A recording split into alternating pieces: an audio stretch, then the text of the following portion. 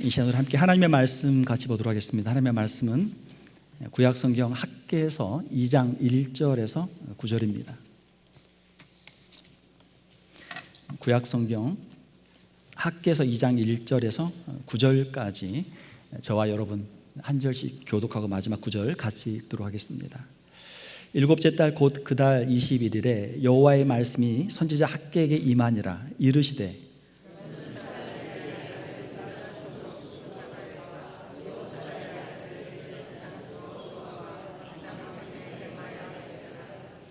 너희 가운데 남아있는 자 중에서 이 성전의 이전 영광을 본 자가 누구냐? 이제 이것이 너희에게 어떻게 보이느냐? 이것이 너희 눈에 보잘것없지 아니하냐?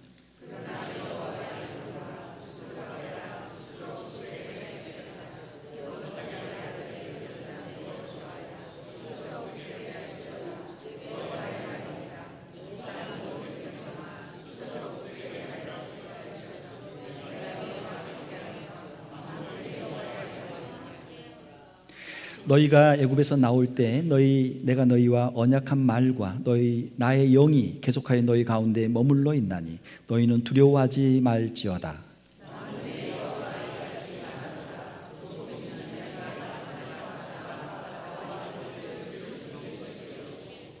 또한 모든 나라를 진동시킬 것이며 모든 나라의 보배가 이르리니 내가 이 성전의 영광이 충만하게 하리라. 만군의 여호와의 말이니라.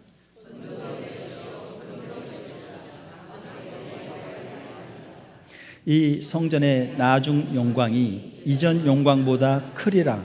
만군의 여호와의 말이니라. 내가 이곳에 평강을 주리라. 만군의 여호와의 말이니라. 아멘.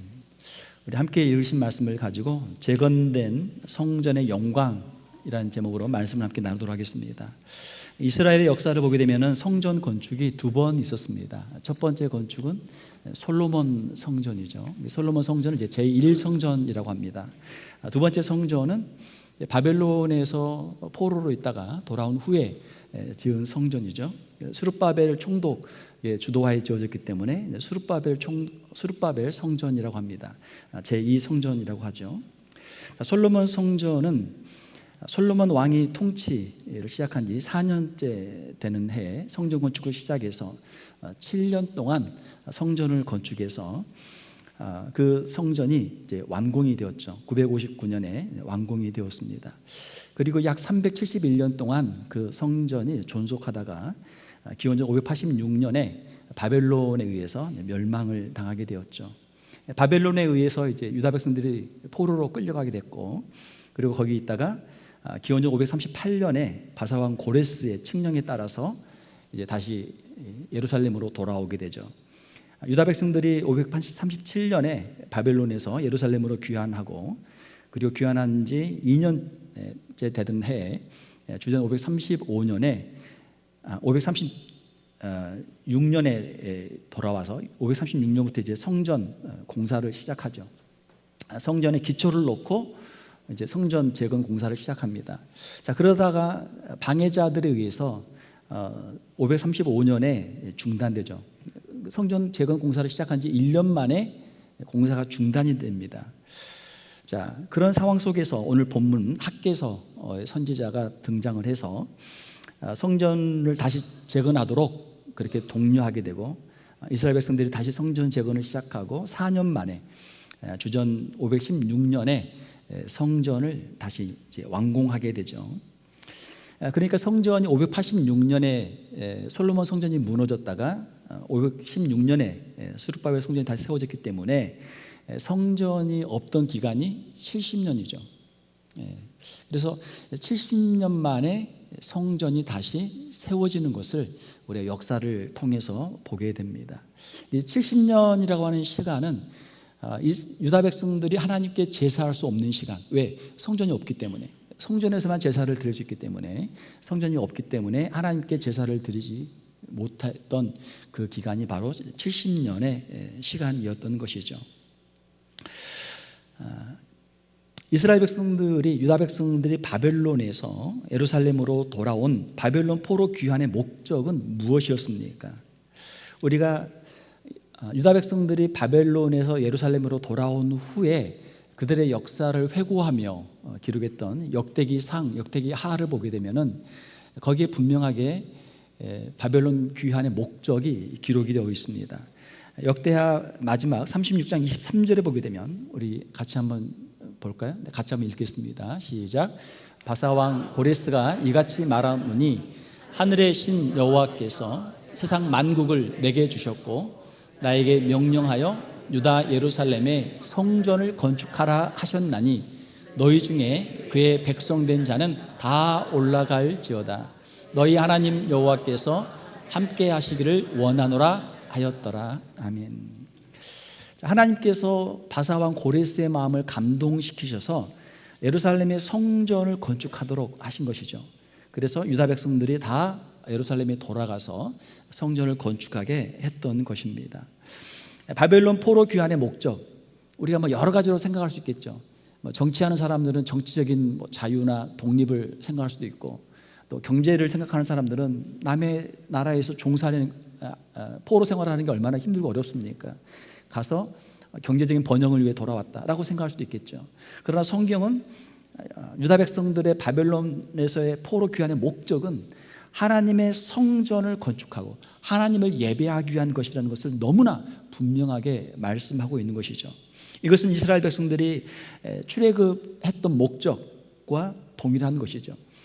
애굽에서 나와서 하나님을 예배하는 그 백성으로 그들이 서기 위해서 출애굽했던 것과 똑같은 목적으로 바벨론의 포로로 있었던 유다 백성들은 예루살렘에 돌아오게 되었던 것입니다.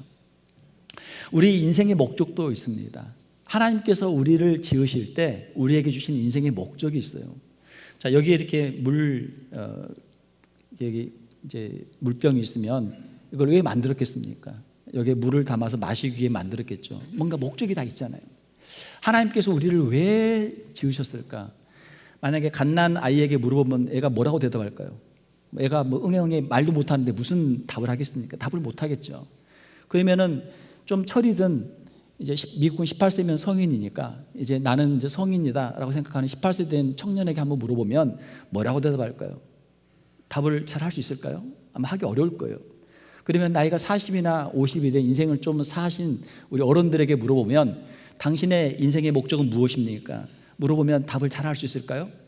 답을 하기 어려울 것 같아요.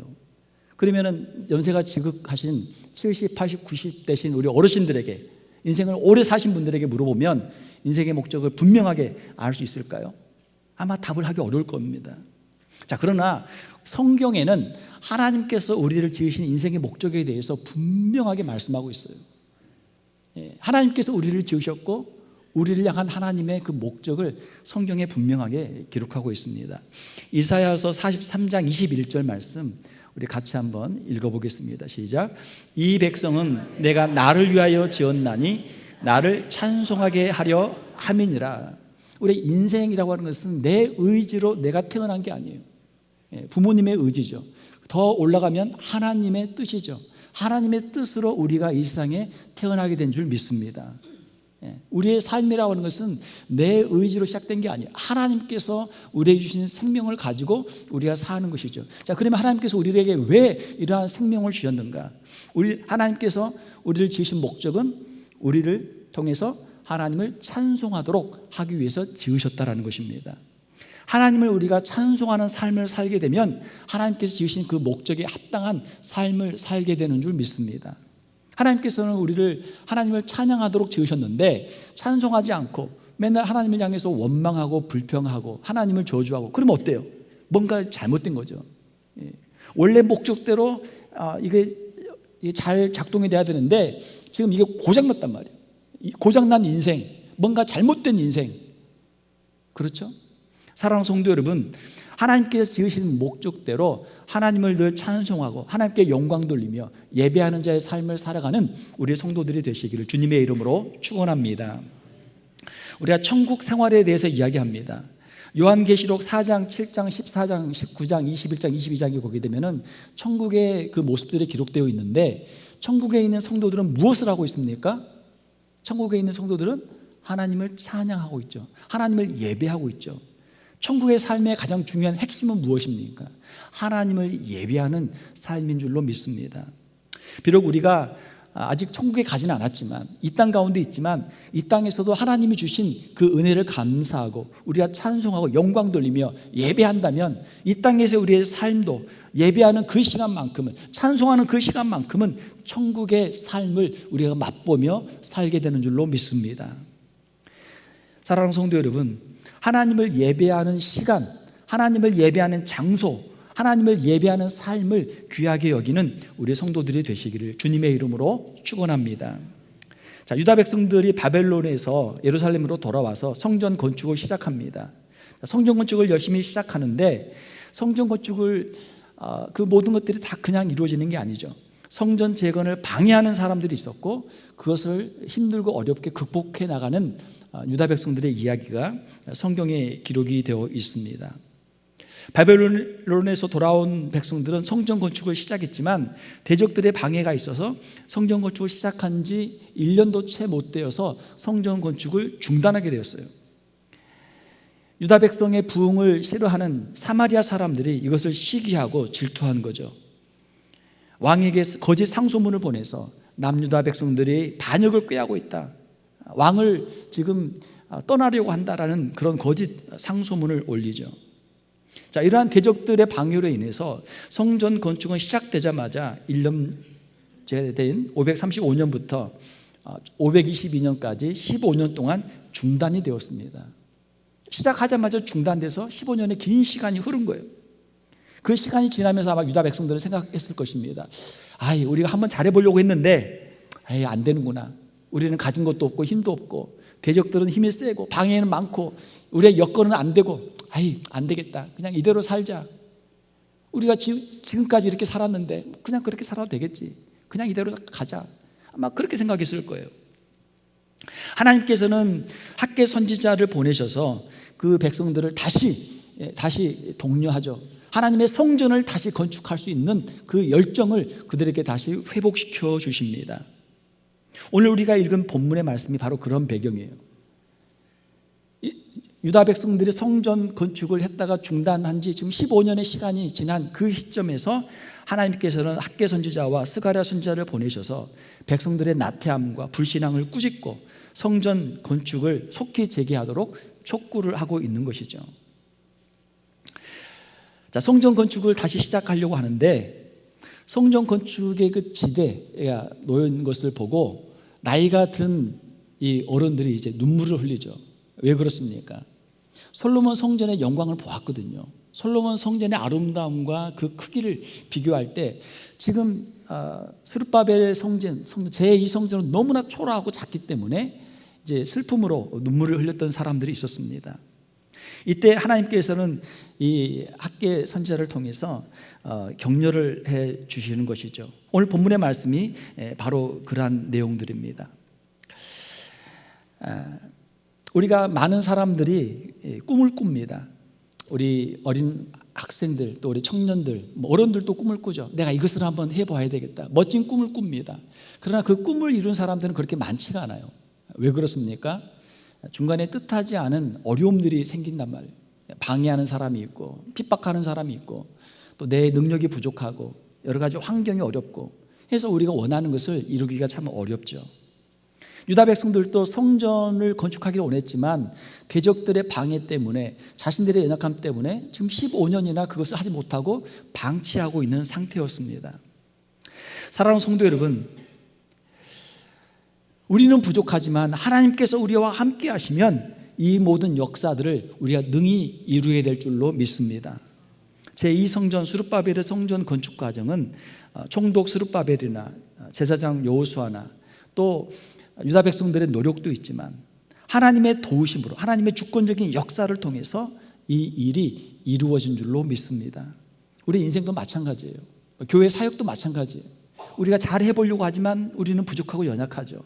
자, 그러나 우리의 힘으로는 할 수 없지만 하나님께서 우리와 함께 하시면 우리의 환경도 하나님이 변화시켜 주시고, 대적들도 하나님께서 물리쳐 주시고, 하나님께서 우리에게 주셨던 그 꿈과 소원들도 능히 이루게 해 주실 줄로 믿습니다.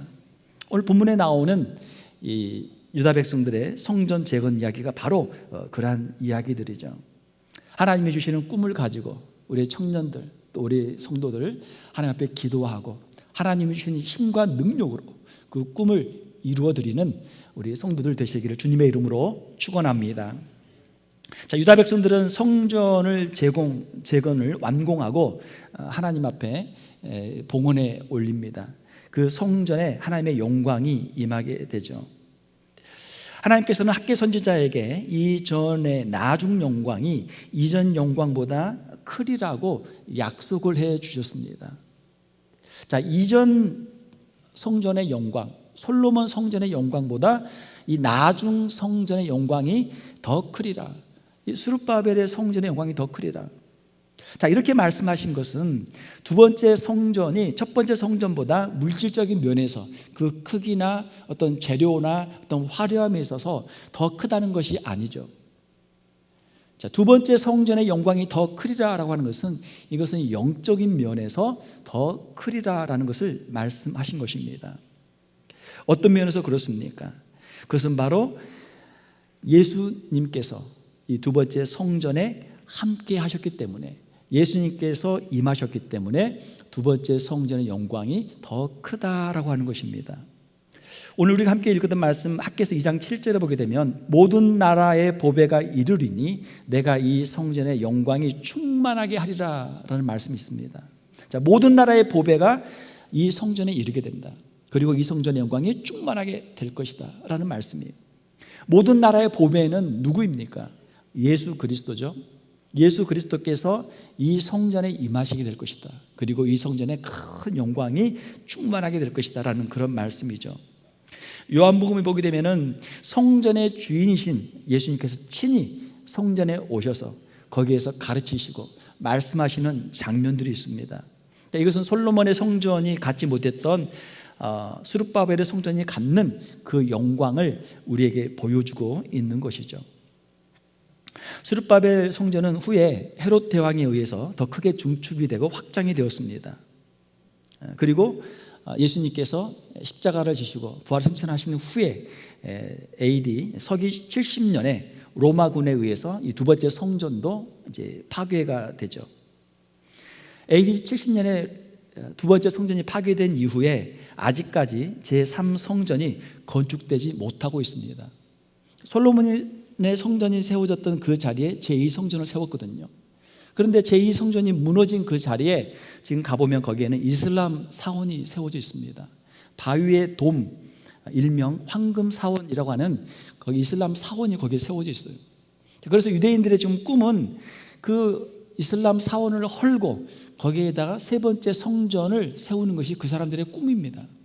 그런데 하나님께서 그것을 허락하지 않고 계시죠. 왜 그렇습니까? 더 이상 제3의 성전이 필요 없기 때문에 하나님께서 그것을 허락하지 않고 계시는 것이죠. 구약의 성전 건물이 더 이상 필요하지 않는 이유는 구약의 성전 제사가 폐지되었기 때문입니다. 진정한 성전이신 예수 그리스도 안에서 십자가의 사역을 통해서 성전 제사가 완전히 성취되었기 때문에 더 이상 성전에서의 제사가 필요 없는 것이죠. 나중 영광의 핵심은 성전의 어떤 건물, 크기, 어떤 재료가 문제가 아니라 그곳에 하나님이 주시는 은혜와 복이 임하는 것입니다. 학개서 2장 9절에 보게 되면 내가 이곳에 평강을 주리라 라고 말씀하고 있죠. 이 평강은 이제 히브리어로 샬롬이란 단어입니다. 한번 따라서 해보겠습니다. 샬롬. 이 샬롬이라는 것은 영어로 이제 피스로 번역을 하는데 단순한 어떤 외적인 평화뿐만이 아니라 예수 그리스도를 통한 죄 사함의 은총과 하나님의 관계의 회복을 의미하는 것입니다. 우리의 마음속에 하나님이 주시는 진정한 평강, 죄 사함의 은총을 말씀하고 있는 것이죠. 궁극적인 구원을 말하고 있는 것입니다. 예수 그리스도의 십자가의 사역을 통해서 우리 안에 진정한 평강을 주리라. 놀라운 구원의 은총을 약속해 주신 말씀입니다. 스룹바벨 성전의 이 나중 영광은 어떤 건물 자체의 외형적인 영광이 아니라 성전의 주인 되신 예수 그리스도의 임재와 예수 그리스도의 사역을 통한 죄 사함의 은총과 구원의 역사를 의미하고 있는 것이죠. 사랑하는 성도 여러분, 성전 또는 교회는 건물의 외형 크기나 화려함이 중요한 것이 아니죠. 하나님을 예배하는 교회는 건물의 크기나 외형과 관계없이 하나님의 임재와 하나님의 영광이 충만하고 하나님을 예배하는 곳이 되어야 될 줄로 믿습니다. 하나님을 영과 진리로 예배하는 곳, 그것이 하나님께 영광을 돌리는 교회가 되는 줄 믿습니다. 오늘 이 말씀을 통해서 우리에게 적용할 것들을 한번 생각해 보도록 하겠습니다. 교회의 건물을 세우는 것보다 우리에게 더 큰 사명이 있습니다.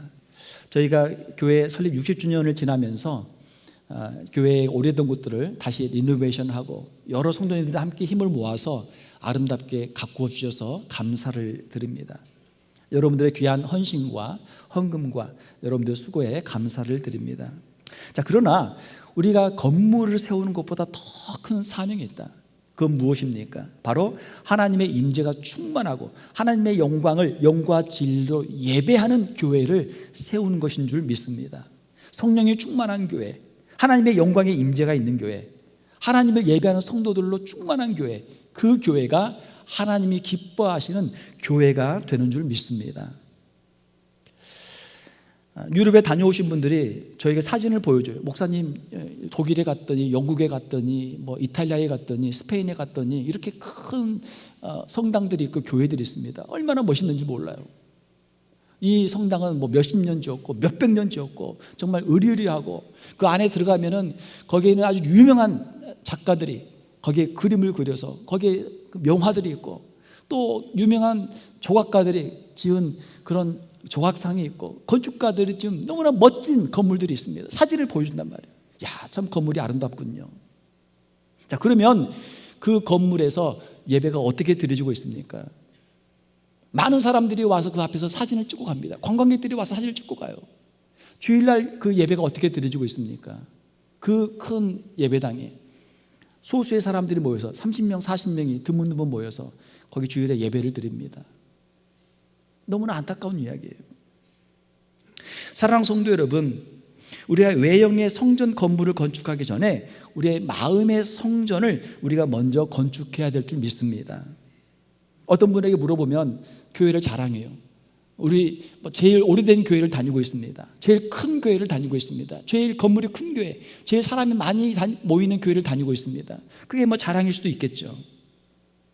건물이 큰 교회, 사람들이 많이 다니는 교회를 다니는 것이 자랑이 아니라 내 마음에 예수님이 계신 것이 우리의 자랑이 되는 우리 성도들이 되시기를 주님의 이름으로 축원합니다.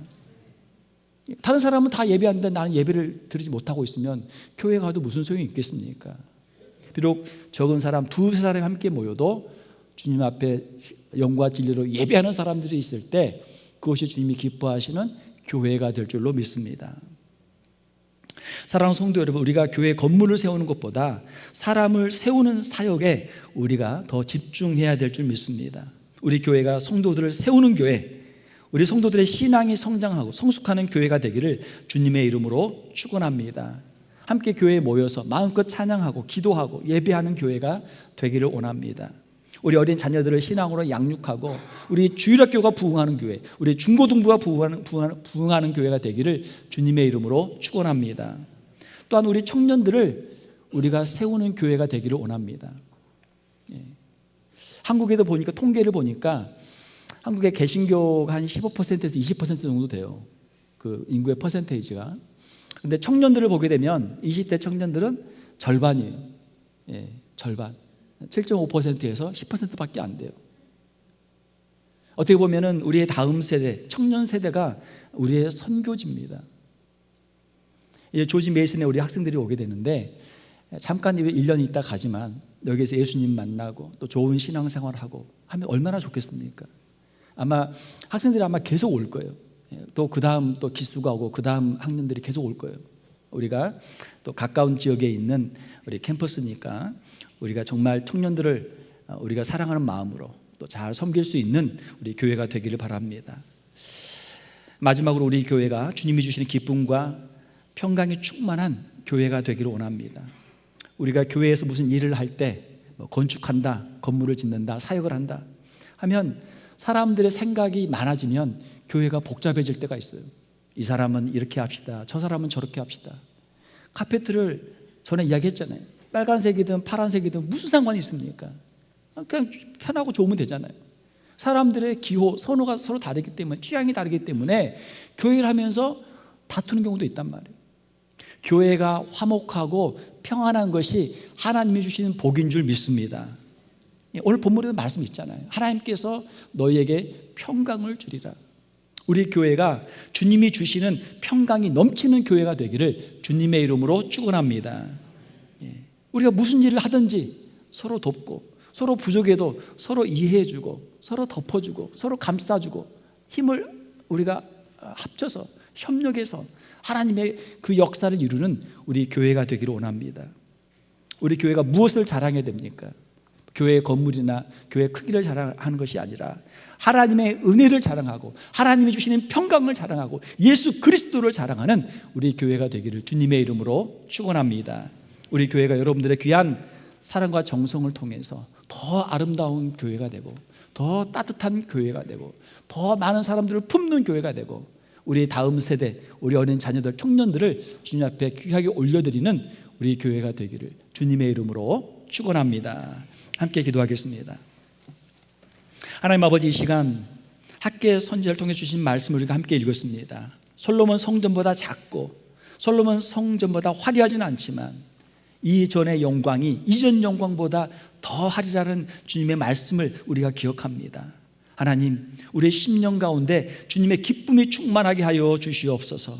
주님이 주시는 평강이 충만하게 하여 주시옵소서. 주님을 예배하는 자들로 주님 없는 교회가 충만하게 하시고, 함께 찬송하게 하시고, 함께 기도하게 하시고, 함께 주님의 사랑과 은혜를 증거하는 귀한 교회 되게 하여 주시옵소서. 주님 없는 교회가 주님이 기뻐하시는 교회 되게 하시고, 주님의 나라와 복음을 위해서 더 귀하게 쓰임받는 복된 교회가 되게 하여 주시옵소서.